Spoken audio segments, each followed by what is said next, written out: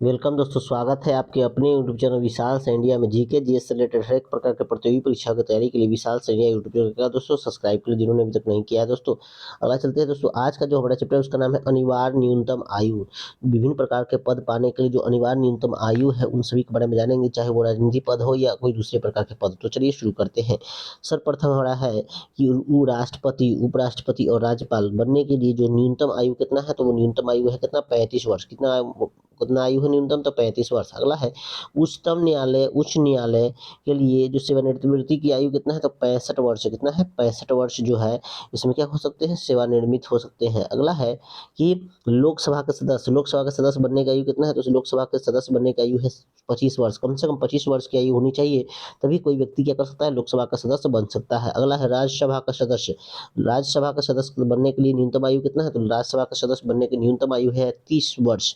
अगला है सदस्य या जिसको विधायक कहते हैं, राज्य विधान परिषद के जो सदस्य होते हैं उसको बनने के लिए कितने सदस्य राज्य विधानसभा सॉरी तो बनने की इसकी न्यूनतम आयु कितना है, तो इसकी न्यूनतम आयु होती है कितनी, 30 वर्ष। कितना होता है, 30 वर्ष होती है। विधायक बनने की भी आयु कितना होता है, 25 वर्ष ही होती है। अगला है कि मुखिया, सरपंच या दूसरे जो ग्राम स्तर के जो पद होते हैं उसको प्राप्त करने के लिए जो पद है न्यूनतम वो कितना है, 21 वर्ष। कितना है, 21 वर्ष।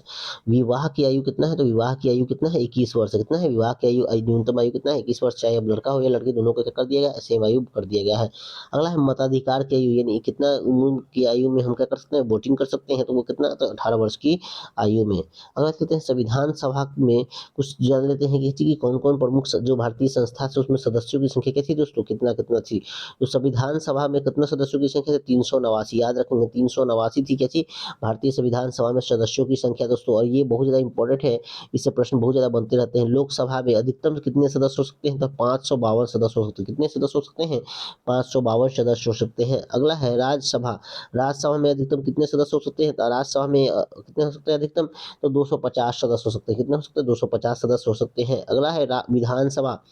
विधानसभा में अधिकतम कितने सदस्य हो सकते हैं, तो विधानसभा में अधिकतम 500 सदस्य हो सकते हैं। कितने सदस्य हो सकते हैं, तो 500 सदस्य हो सकते हैं।